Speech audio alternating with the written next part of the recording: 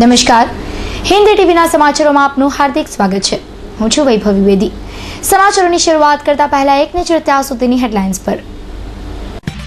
ખોડલધામ મંદિરને રાજકીય હાથો ન બનાવો, જે લેવા પટેલો સાથે છે તેની સાથે ખોડલધામ મંદિર કમિટીના ચેરમેન નરેશ પટેલનો દાવો।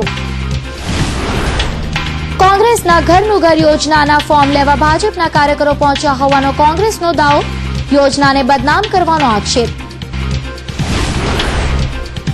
રિક્ષામાં મુસાફર સુરક્ષિત નથી, વરાછામાં વધુ એક મુસાફરને લૂંટી લેવામાં આવ્યો, પોલીસની કામગીરી સામે રોષ।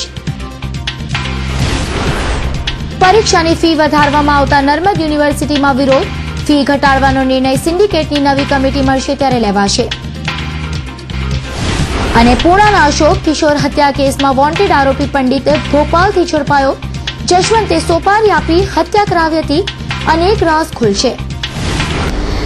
ખોડલધામનો ઉપયોગ રાજકીય હાથા તરીકે નહીં કરવાની ચેતવણી મંદિર કમિટીના ચેરમેન નરેશ પટેલે આપી છે।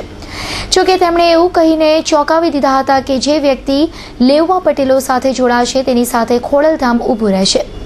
સુરત ખાતે પાટીદારોને સંબોધતા આ વાત નરેશ પટેલે કહી હતી। ખોડલધામને હાથો ન બનાવો, રાજકીય હાથો ન બનાવો, જે લેવા પટેલ સાથે જોડાશે ખોડલધામ તેની સાથે રહેશે। ચેરમેન નરેશ પટેલની જાહેરાત। સમાજનો વિકાસ રાજકારણ વગર થઈ શકતો નથી, પણ ખોડલધામને રાજકીય હાથો ન બનાવો। જો કે લેવા પાટીદારો સાથે જે વ્યક્તિ માનસ કે પક્ષ રહેશે તેની સાથે ખોડલધામ ઊભું રહેશે। આ વાત ખોડલધામ ટેમ્પલ કમિટીના ચેરમેન નરેશ પટેલ સુરત ખાતે સમાજની એક બેઠકમાં કહી હતી।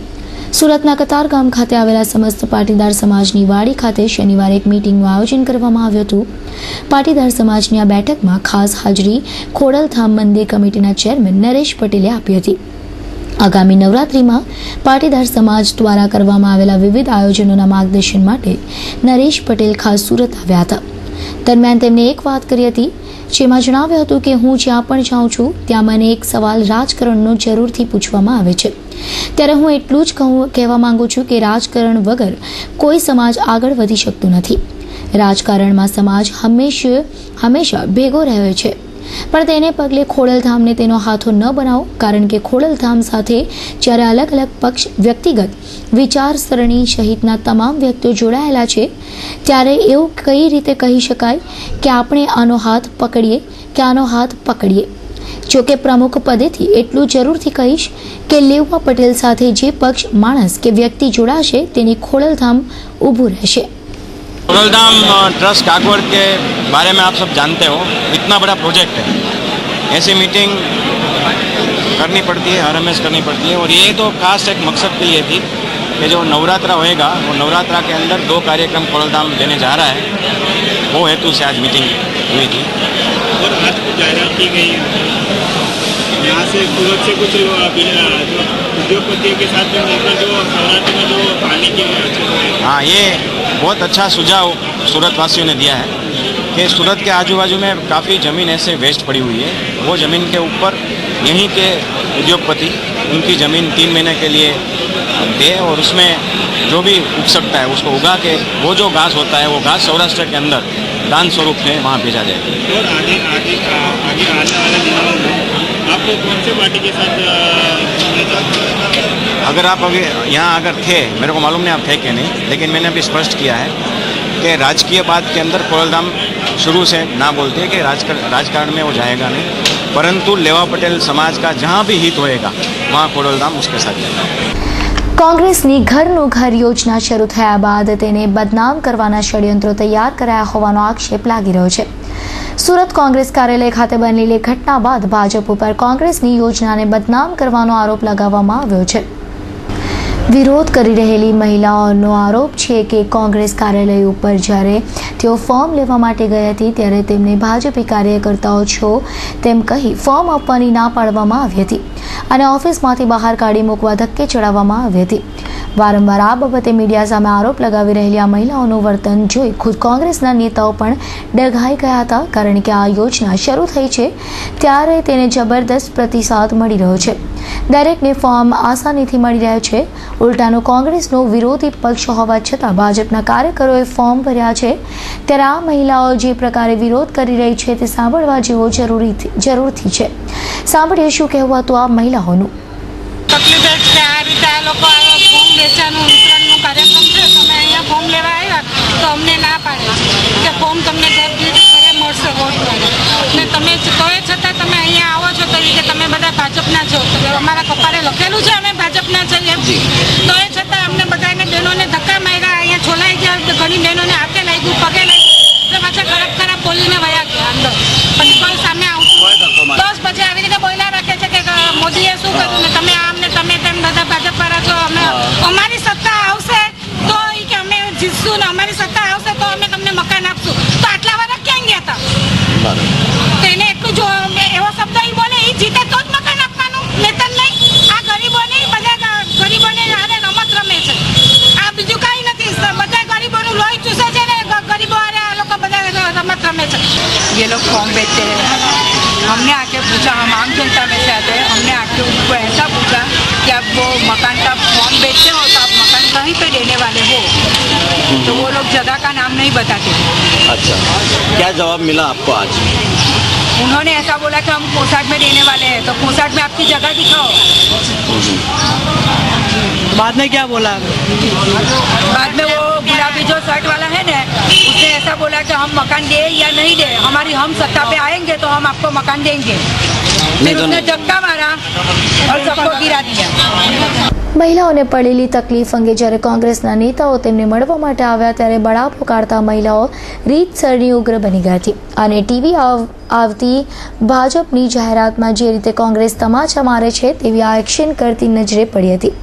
વારંવાર કોંગ્રેસના નેતાઓ સમજાવી રહ્યા હતા અને જો કોઈ ભૂલ થઈ હોય તો માફી પણ માંગી હતી, પરંતુ જાણે વિરોધ કરી કોંગ્રેસની યોજનાને બદનામ કરવા માટે જ આ મહિલાઓ આવી હોય તેવું દેખાઈ રહ્યું હતું. આ ટોળામાં કેટલીક મહિલાઓ એવી પણ હતી જે પોતાનું મોઢું છુપાવી રહી હતી, જાણે મોઢું બતાવવાથી તેમની પોલ ન ખુલે તેનું ધ્યાન રાખી રહી હતી અને તેની જ કોંગ્રેસ ભાજપ ઉપર ગંભીર આરોપ લગાવી રહી છે. અમને અહીંયા જે ફોર્મ સ્વીકારતા અમારા કોંગ્રેસના આગેવાનોનો ફોન આવ્યો કે ભાજપની મહિલા મોરચાને અમુક કાર્યકર્તા આવીને અહીંયા હલ્લાબોલ કરે છે. આવ્યો ત્યારે જોઉં તો અમુક મહિલાઓ અહીંયા આપને ઇન્ટરવ્યૂ આપતા હતા. ત્યારે મેં વાત કરી તો ત્યારે એમને એમ કીધું કે કોઈક ભાઈએ અહીંયા મારી સાથે બદતમીજી કરી. એટલે મેં કીધું ભાઈ કોંગ્રેસ તો છે કે અજાણ્યો છે તો હવે રામ જાણે, પણ કદાચ કોંગ્રેસનો હોય કે અજાણ્યો હોય તો કોંગ્રેસ શહેર વતી હું આપને દિલગીરી વ્યક્ત કરું છું કે ભાઈ મહિલા સાથે આવું કર્યો તો હું દિલગીરીમાં વ્યક્ત કરું છું. અને રહ્યા સવાલ પછી એમને આરોપ લગાવ્યો કે ભાઈ આ ફોર્મ તમે લોકોને આમ કરો છો તેમ કરો છો. ત્યારે મેં એમ કીધું કે તમે ભાજપના કાર્યકર તરીકે વાત કરો છો કે સામાન્ય મહિલા તરીકે વાત કરો છો, પહેલાં નક્કી કરો તો હું તમને દરેક પ્રશ્નનો ઉત્તર આપું. ખૂબ જ શાંતિથી ચાલી રહી છે અને હાલમાં પણ ચાલી રહી છે, પરંતુ 10થી 12 મહિલાઓ ભાજપે ભડુતી મહિલાઓને અહીંયા નાટક કરવા માટે મોકલ્યા ખોટી રીતે, પરંતુ એમણે જે પણ જવાબ માંગ્યા એનો જવાબ અમારા કાર્યકરોએ આપી દીધો છે. પરંતુ એમની ચેષ્ટા જોતાં એવું લાગે છે કે એ ગળે પડવાની વાત હતી. મહિલાઓ હોવાથી અમારા કાર્યકરો ગભરાયા અને મહિલાનું અપમાન ન થાય, મહિલાઓની મર્યાદામાં રહીને અમારે એમની સાથે વાત કરવી પડી છે.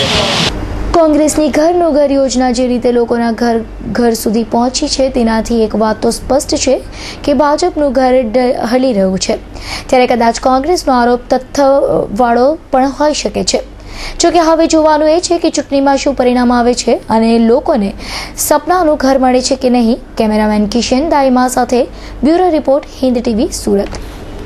વરાછા LH રોડથી ઘરે જઈ રહેલા ગિફ્ટ આર્ટિકલના દુકાનદારને કાપોદ્રા રચના સર્કલ પાસે ઉતરતી વખતે રિક્ષા ચાલક અને તેના 2 મિત્રોએ માર મારી સોનાની ચેઇન અને રોકડ રકમ લૂંટી લેતા પોલીસે રિક્ષા નંબરને આધારે તપાસ શરૂ કરી હતી.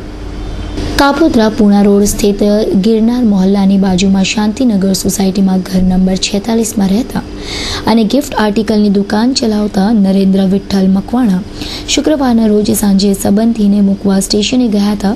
ત્યારે પરત ફરતા તેમણે LH રોડ પરથી GJ5ZZ 2537માં કાપોદ્રા રચના સર્કલ જવા માટે બેઠા હતા.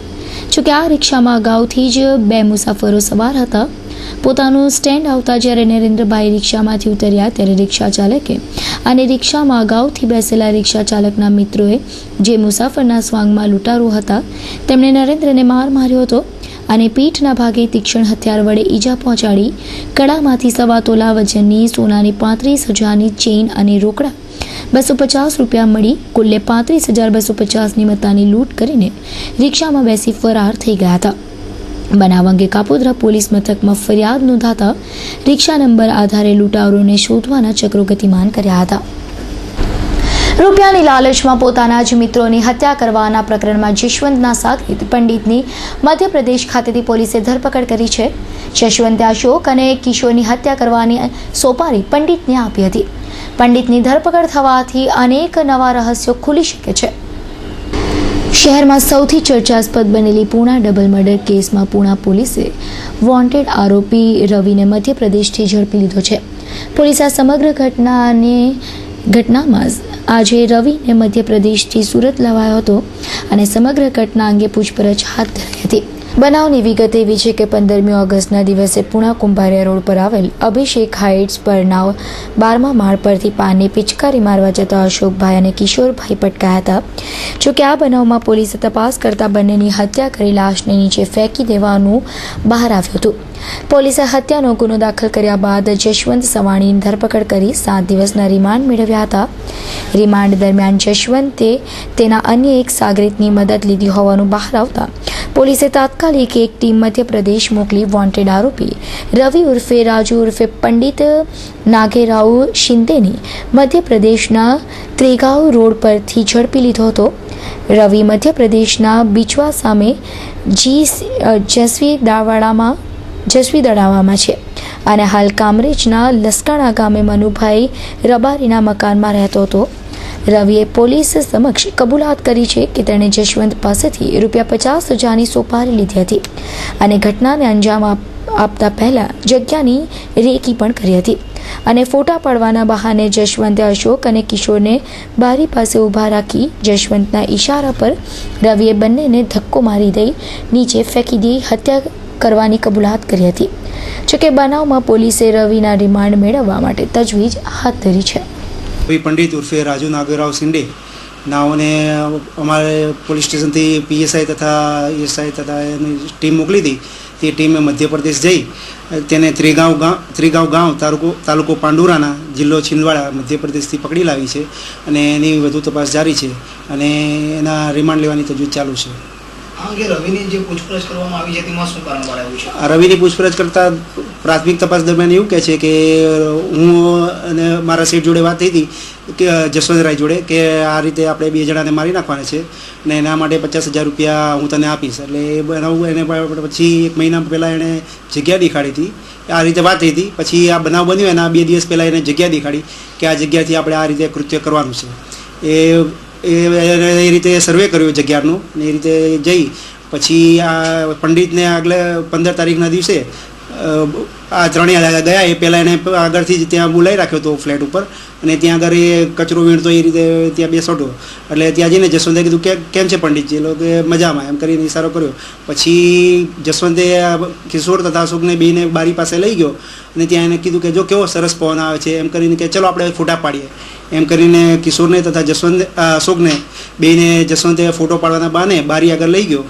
બારી આગળ લઈ જઈ દરમિયાન જસવંતે રાજુને ઇશારો કર્યો, હાથથી ઇશારો કર્યો કે પાડી દે. તો પહેલી વાર એને હિંમત ના થઈ. પછી બીજી વાર એને ઇશારો કર્યો કે આ રીતે પાડી દે. તો એ રીતે પછી રાજુએ કિશોરને તથા અશોકને ધક્કો મારી નાખ્યો અને એ રીતે બેનું ખૂન કરી નાખ્યું છે. ખાનગી કોલેજને ફી વધારા પર અંકુશ રાખવાનું કહેતી યુનિવર્સિટીએ કેમ્પસમાં ચાલતા સેલ્ફ ફાઇનાન્સ અને ગ્રાન્ટેડ કોલેજમાં અચાનક જ ફી વધારો કરી દેતા શુક્રવારે 500 વિદ્યાર્થીઓએ યુનિવર્સિટી પ્રશાસનનો હુરિયો બોલાવ્યો હતો. ઉપરાંત આ વિશે પૂછતા કુલપતિએ ઉડાઉ જવાબ આપી છટકી ગયા હતા.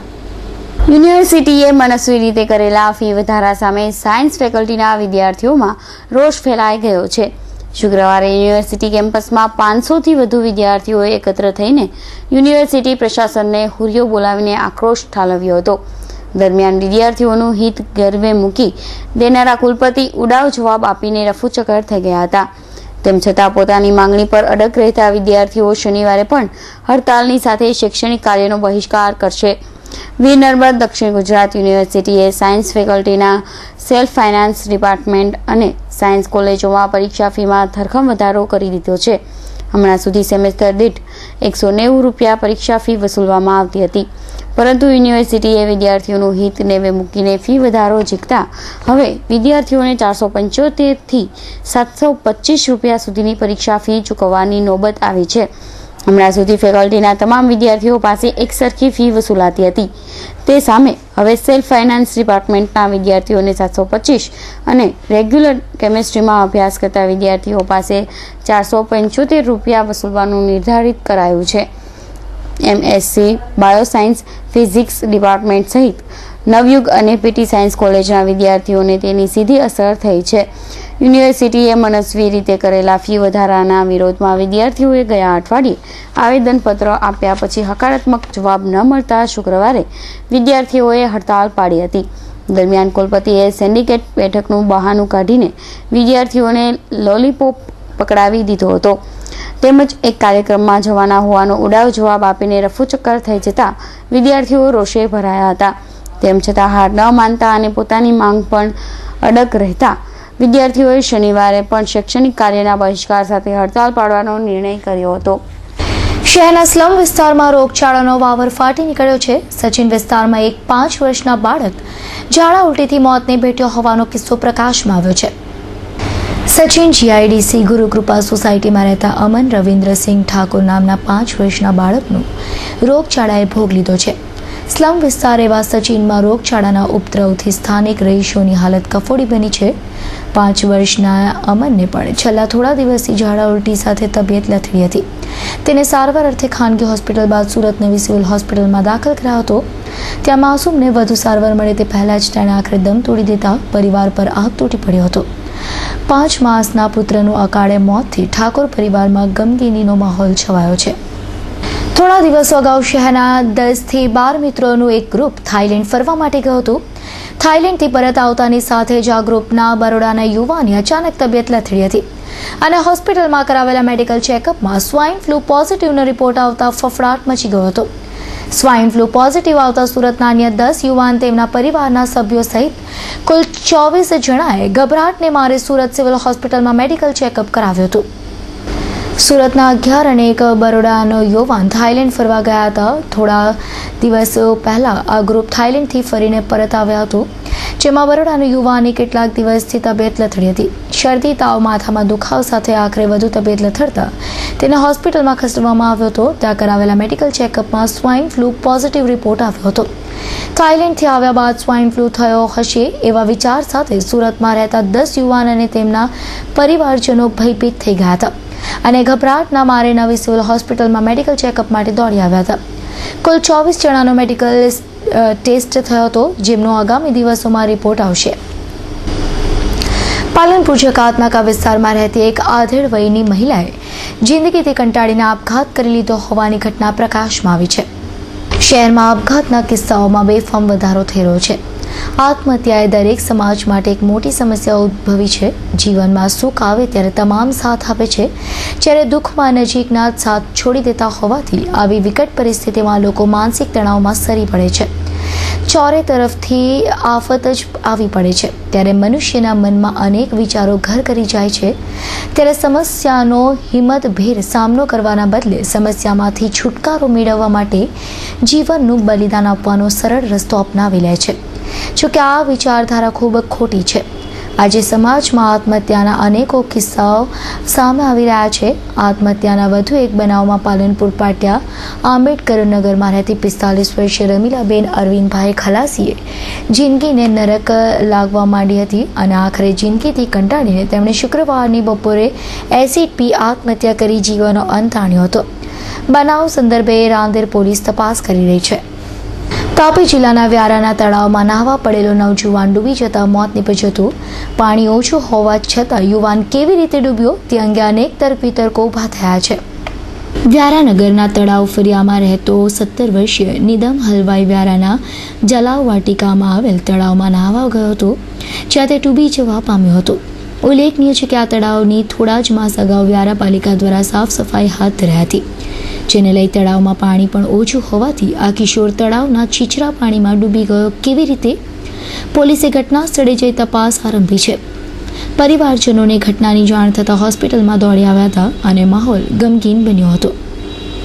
તાપી જિલ્લાના વ્યારામાં આવેલ આર્ટ્સ એન્ડ કોમર્સ કોલેજના પ્રાધ્યાપકોના પ્રશ્નો વણ ઉકેલ્યા રહેતા શિક્ષણ મંત્રી રમણલાલ વોરાના કાગળોની હોળી કરી જિલ્લા કલેક્ટરને આવેદન પાઠવવામાં આવ્યું હતું. રાજ્યભરની કોલેજોમાં ફરજ બજાવતા કોલેજ અધ્યાપકોના છેલ્લા 4 વર્ષથી પડતર પ્રશ્નોનો નિકાલ રાજ્ય સરકાર નહીં કરતા અધ્યાપકોએ શિક્ષણ મંત્રીને કાગળોની હોળી કરી વિરોધ વ્યક્ત કર્યો હતો અને જિલ્લા કલેક્ટરને આવેદનપત્ર આપી તેમની લાગણીઓ વ્યક્ત કરી હતી. રાજ્ય અધ્યાપક મંડળે ગુજરાત સરકાર સાથે વિવિધ પડતર માંગણીના સંદર્ભમાં આંદોલન ચાલુ કર્યું છે. 12મી જૂન 2012ના દિવસે શિક્ષણ મંત્રી સાથે મુલાકાત થઈ હતી. એમણે ઘટતું કરવાનું કહ્યું હતું, પણ હજી સુધી કંઈ થયું નથી. એટલે અમે પ્રતિકાત્મક આંદોલન શરૂ કર્યું છે. પહેલાં કાળી પટ્ટીથી આંદોલન શરૂ કર્યું છે અને દરરોજ વિવિધ કાર્યક્રમો આપીએ છીએ. આજે શિક્ષણ મંત્રીએ જે કાગળ અમને આપેલો હતો ઘટતું કરવાનું, તે કાગળની હોળી કરી છે અને કલેક્ટરશ્રીને એનું આવેદનપત્ર આપ્યું છે. કેટલીક માંગો છે?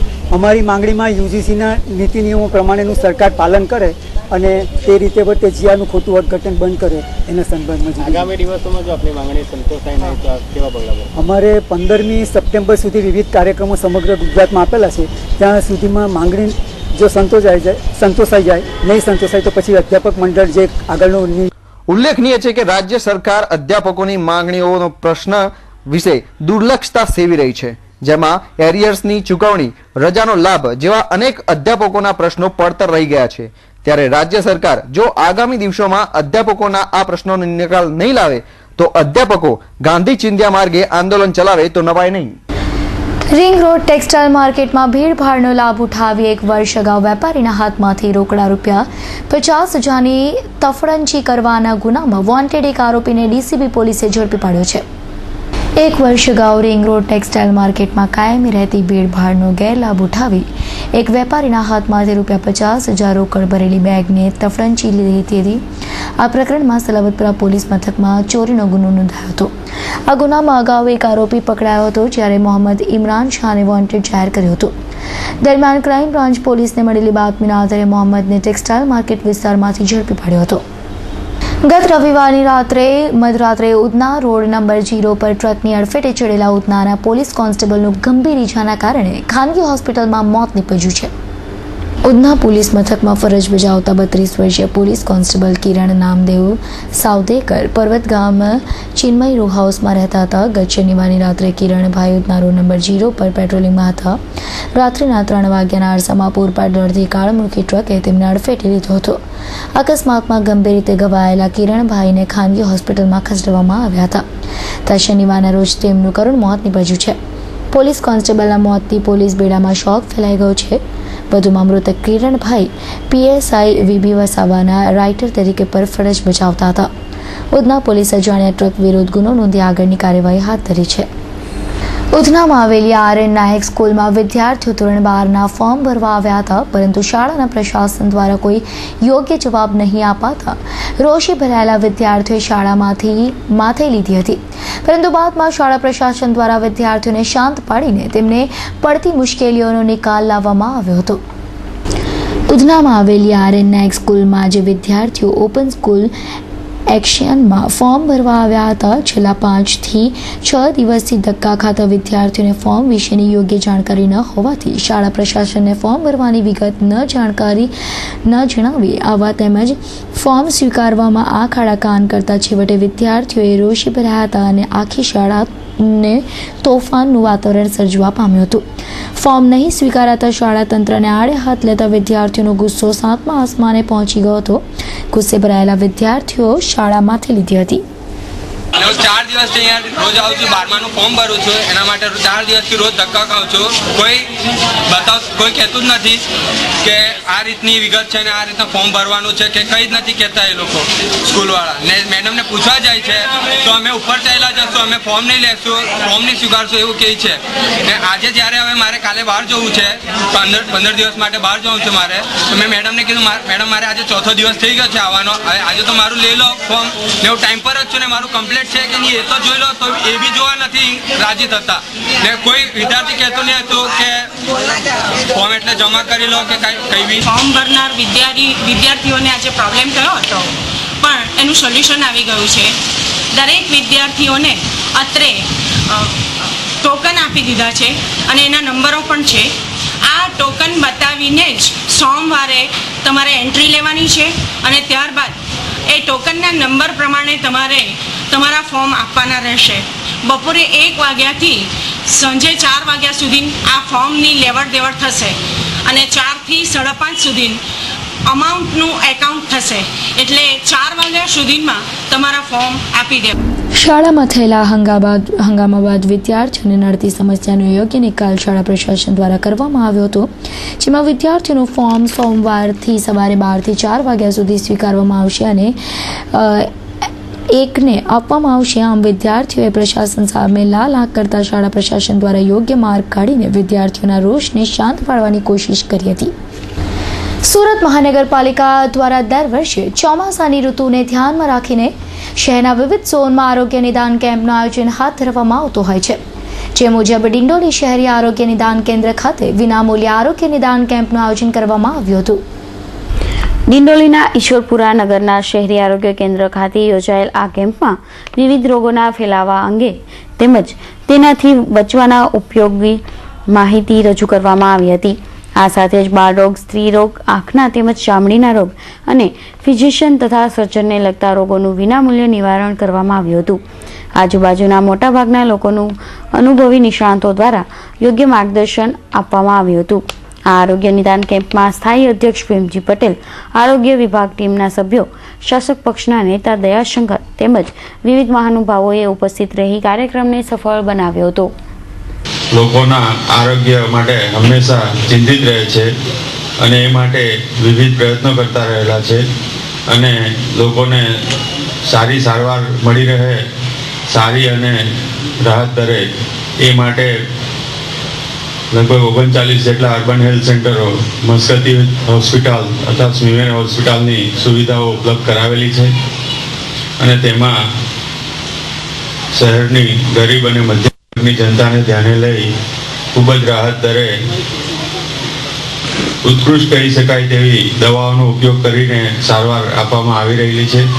સાથે સાથે પ્રિવેન્ટિવ હેલ્થ માટે પણ અર્બન હેલ્થ સેન્ટરો કાર્યરત છે. એક મત જે તમે લોકો આપો છો એ શાસકો તરીકે અમારી નેમ છે કે આ શહેરની જનતા સુખી થવી જોઈએ અને એના માટે કરોડો રૂપિયાનું બજેટ ફાળવીએ છીએ. મિત્રો, આજે બજેટ ફાળવીએ છીએ એ કોઈ ઉપકાર નથી કરતા. જે તમે વેરો ભરો છો કે અન્ય આવકના સ્ત્રોત મહાનગરપાલિકાના છે, એમાંથી આ મેડિકલ કેમ્પનું આયોજન કરીએ છીએ. એટલે આપણે ફ્રી આપીએ એ પરિભાષા આપણે કાઢી નાખવી જોઈએ. આપ સૌ સુખી થાવ, સારું આરોગ્ય મળે, એના માટે જનજાગૃતિ થકી આ કેમ્પોનું આયોજન કરવામાં આવે છે. આ કેમ્પ 1 વાગ્યા સુધી ચાલવાનો છે. વધુ દર્દીઓ હશે તો એ લંબાવશું. આ હંમેશ માટે અમારી તૈયારી હોય છે. બીજી વાત કરીશ, આરોગ્યની જાળવણી કરવાની જવાબદારી આપની પણ છે. બટારના આશીર્વાદ પેલેસ પાસેથી રિક્ષામાં લોખંડની પ્લેટ સાથે 4 રીઢા ગુનેગારોને ખટોદરા પોલીસે ઝડપી પાડ્યા હતા. પકડાયેલા આરોપીઓ પાસેથી કુલ 91,400નો મુદ્દામાલ કબજે કર્યો છે અને અગાઉ પણ આ તમામ આરોપીઓના નામ પોલીસ ચોપડે નોંધાયા છે અને પાસા હેઠળ જેલવાસ ભોગવી ચૂક્યા છે. ખટોદરા પોલીસે બાતમીના આધારે શુક્રવારના રોજ ભટારના આશીર્વાદ પેલેસ પાસેથી રિક્ષા લઈને પસાર થતા 4 શખ્સોને ઝડપી પાડી રિક્ષામાંથી લોખંડની પ્લેટો નંગ 138 કબજે કરી હતી. ઝડપાયેલામાં દીપક ઉર્ફે લાલો, કંચન રાબડિયા, સુરેશ ચંદુ ગાયકવાડ, ધન્યો લોટન, ઇન્દ્રવે અને સાલિન ભાવરાવ કોળીને પીપલોદ સાસુનગર તેમજ પીપલોદના મોટા મહોલ્લામાં તથા પૂણા કાપોદ્રા વિસ્તારમાં લોખંડની પ્લેટો ચોરી કરી હતી. જ્યાં પણ નવું બાંધકામ થતું હોય ત્યાં આ 4 રીઢા ચોરો રિક્ષામાં જઈને પહેલા રેકી કરી આવતા હતા અને બાદમાં ચોરીને અંજામ આપતા હતા. અગાઉ પણ દીપક ઉર્ફે લાલો રાબડિયા ક્રાઇમ બ્રાન્ચ તેમજ પૂણા પોલીસના ધનરાજ ઉર્ફે ધનિયો અડાજણ પૂણા લિંબાયત અને પોલીસમાં તેમજ સુરેશ ગાયકવાડ અડાજણ પૂણા વિસ્તારમાં ચોરીના ગુનામાં પકડાઈ ચૂક્યા હતા તેમજ ધનરાજ અને સુરેશ પાસા હેઠળ પણ જેલની સજા ભોગવી ચૂક્યા હતા. હાલમાં ખટોદરા પોલીસે તમામની અટક કરી રિક્ષા સહિત લોખંડની પ્લેટો મળીને ₹91,400નો મુદ્દામાલ જપ્ત કરી આગળની તપાસ હાથ ધરી છે. રક્તદાન એ શ્રેષ્ઠ દાન છે ત્યારે સમાજના લોકો રક્તદાનનું મહત્વ સમજતા થયા છે ત્યારે શહેરમાં વિવિધ સંસ્થાઓ દ્વારા અવારનવાર રક્તદાન કેમ્પનું આયોજન કરવામાં આવે છે. ત્યારે આવા જ એક રક્તદાન કેમ્પનું આયોજન શહેરની કેપી કોમર્સ કોલેજ ખાતે કરવામાં આવ્યું હતું. શહેરની અગ્રગણ્ય college sir KP college of કોમર્સમાં તારીખ 25/8/2012ના રોજ ઉમદા રક્તદાન કેમ્પનું આયોજન કરવામાં આવ્યું હતું. સર કેપી કોલેજ ઓફ કોમર્સના NSS ગ્રુપ સુરત રક્તદાન કેન્દ્ર તથા ચંદલા ગલી યુવક મંડળના ઉમદા સહકારથી યોજાયેલ આ રક્તદાન કેમ્પની શુભ શરૂઆત કોલેજના આચાર્ય પૂર્ણિમાબેનના આશીર્વચન દ્વારા કરવામાં આવી હતી. આ રક્તદાન કેમ્પમાં અદ્ભુત ઉત્સાહ મળ્યો હતો અને બ્લડ યુનિયનનું ઉમદા રક્તદાન થયું હતું. આ રક્તદાન કેમ્પમાં વિદ્યાર્થીઓ તેમજ શિક્ષકોએ રક્તદાન કરીને કાર્યક્રમને સફળ બનાવ્યો હતો. વિવિધ દેશો ઉજવે છે, મસ્તી પણ કરે છે, પણ આવી સમાજ ઉપયોગી કામ પણ એ લોકો કરે છે અને આ ઉમદા પુરાવો છે. આજે પણ હમણાં સુધીમાં લગભગ 7 જેટલી રક્તદાન કેન્દ્રનો રક્તદાન થઈ ચૂક્યું છે અને હું આ બંને ચરણનો ખૂબ આભાર માનું છું કે અમારી હકારાત્મક પ્રવૃત્તિને તમે સારી રીતે કવરેજ કરો છો અને સમાજમાં એનું દર્શન પણ કરાવો છો. આપ સૌને પણ અભિનંદન આપીએ છીએ, બંને ચરણ પર અભિનંદન આપીએ છીએ. हमारी केपी कॉमर्स कॉलेज मात्र धंधाकीय शिक्षण प्राप्त करती नहीं, मात्र विदेशનું જ્ઞાન પ્રાપ્ત નથી કરતી, પણ એક સામાજિક જવાબદારી અદા કરે છે અને વર્ષોથી આ પ્રકારની એક સોશિયલ રિસ્પોન્સિબિલિટી સમાજ પ્રત્યેનું ઉત્તરદાયિત્વ અદા કરે છે. એ ખૂબ જ મહત્વની વાત છે, કારણ કે નોર્મલી એવું માનવામાં આવે છે કે વિદ્યાર્થીઓ ભણવાનું જ કામ કરે છે, પણ અમારી એક એવી કોલેજ છે જે સામાજિક જવાબદારીનું કામ પણ અદા કરે છે. એ બદલ સમગ્ર વિદ્યાર્થીગણને મારા હાર્દિક અભિનંદન. દેશની જાણીતી સુરતની Sardar Vallabhbhai national institute of technology એટલે કે SUNIT ખાતે પદવીદાન સમારોહનું આયોજન કરવામાં આવ્યું હતું. અલગ અલગ ફેકલ્ટીમાં સારા માર્ક્સ સાથે ઉત્તીર્ણ થયેલા વિદ્યાર્થીઓને પદવી એનાયત કરવામાં આવી હતી. આ પ્રસંગે મેડલ જીતનારા વિદ્યાર્થીઓ, વાલીઓ અને શિક્ષકો હાજર રહ્યા હતા. જોઈએ પદવીદાન સમારંભના કેટલાક દ્રશ્ય.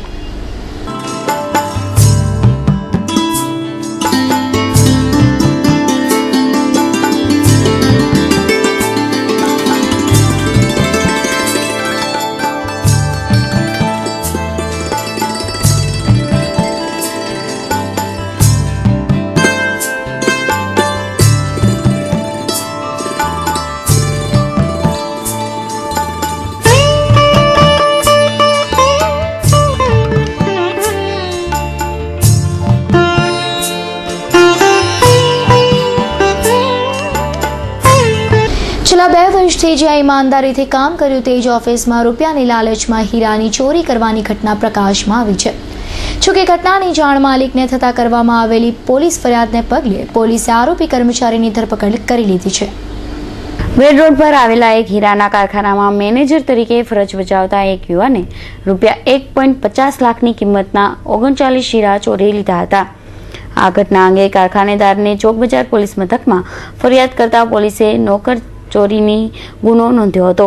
પ્રાપ્ત વિગતો અનુસાર નિલેશ વલ્લભભાઈ માંડવિયા પંડોળમાં આવેલા કારખાનામાં છેલ્લા 2 વર્ષથી મેનેજર તરીકે ફરજ બજાવી રહ્યો હતો. 4 ઓગસ્ટે કારખાનામાં નિલેશે ₹1.50 લાખની કિંમતના 7.16 કેરેટ વજનના 39 રફ હીરા રત્ન કલાકારોને ઘસવા માટે આપ્યા હતા. રત્ન કલાકારોએ આ હીરા ઘસીને પરત મેનેજરને જમા કરાવી દીધા હતા. નિયમ મુજબ મેનેજરે આ હીરા શેઠ પાસે જમા કરાવવાના હોય છે, પણ તે આ હીરા ચોરીને પોતાના ઘરે લઈ ગયો હતો. દરમિયાન હિસાબમાં ભૂલો જણાઈ આવતા ક્રોસ વેરિફિકેશન કરવામાં આવ્યું હતું. હિસાબ કરતાં ખબર પડી કે 4થી મેનેજર નિલેશ પાસે હીરા પહોંચ્યા હતા, પણ તેણે આ હીરા જમા કરાવ્યાની ચોપડામાં નોંધ ન હતી. આ ઘટના અંગે હિંમતભાઈ મનસુખભાઈ વગાસિયાએ ચોક બજાર પોલીસ મથકમાં ફરિયાદ કરી હતી. પોલીસે નિલેશ સામે નોકરચોરીનો ગુનો નોંધી તેની ધરપકડ કરી છે. સુરત મહાનગરપાલિકા દ્વારા શહેરમાં થઈ રહેલા દબાણ સામે લાલ આંખ કરવામાં આવી છે. વરાછા ઝોન દ્વારા વસંત ભીખાની વાડી પાસે જાહેરમાં દબાણ કરનારાની લારી જપ્ત કરી દંડ વસૂલવામાં આવ્યો હતો.